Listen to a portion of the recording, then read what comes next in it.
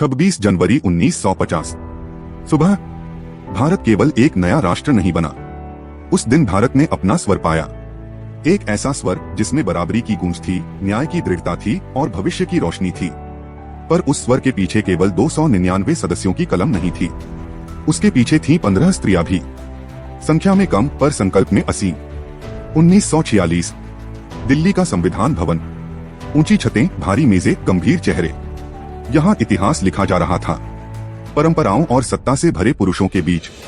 और उन्हीं पंक्तियों में सफेद साड़ियों में लिपटी कुछ स्त्रियां बैठी थीं, जिन्हें कई लोग सांकेतिक उपस्थिति समझते थे, पर वे प्रतीक नहीं थीं, वे परिवर्तन की आग थीं। जब किसी ने कहा यह देश अभी तैयार नहीं है बराबरी के लिए, तो उन आंखों में डर नहीं, भविष्य था। जब मौलिक अधिकारों की बात आई तो हंसा मेहता उठी। उन्होंने कहा, संविधान अगर पुरुषों की भाषा बोलेगा तो आधी मानवता खामोश रह जाएगी। उनकी आवाज ने शब्द बदले, ऑल मेन से ऑल ह्यूमन बीइंग्स, और शब्द बदले तो सोच बदली। दाक्षायणी वेलायुधन, एक दलित स्त्री जिनके लिए अपमान कोई सैद्धांतिक विषय नहीं था बल्कि जीवन की सच्चाई थी।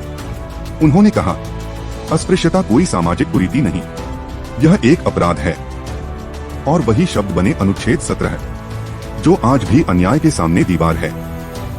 बेगम आइजाज रसूल ने कहा, धर्म के नाम पर अलगाव भारत की आत्मा को तोड़ देगा। उनकी दृढ़ता ने भारत को धर्मनिरपेक्ष रहने की राह दिखाई। दुर्गाबाई देशमुख ने न्यायपालिका की नींद पर हाथ रखा।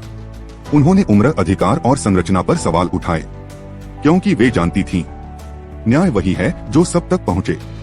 और 15 अगस्त 1947 जब आजादी की पहली सुबह आई, तो हंसा मेहता ने भारत का तिरंगा स्त्रियों की ओर से संविधान सभा को सौंपा। वह केवल ध्वज नहीं था, वह घोषणा थी कि यह देश हमारा भी है।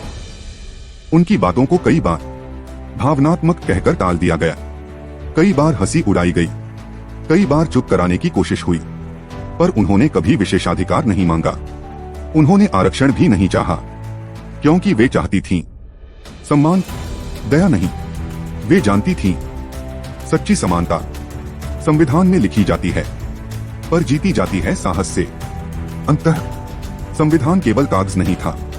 26 जनवरी 1950 संविधान लागू हुआ। देश ने कसम खाई, न्याय, स्वतंत्रता, समानता और बंधुत्व की। पर उस कसम की हर पंक्ति में उन 15 स्त्रियों की सांसें भी थीं, उनकी लड़ाइयां थीं, उनकी उम्मीदें थीं। आज जब कोई लड़की मतदान करती है, न्याय मांगती है या अपने सपनों के लिए खड़ी होती है, तो उसके पीछे वे 15 आवाजें खड़ी होती हैं। वे इतिहास के हाशिए पर नहीं थीं, वे इतिहास की रीढ़ थीं।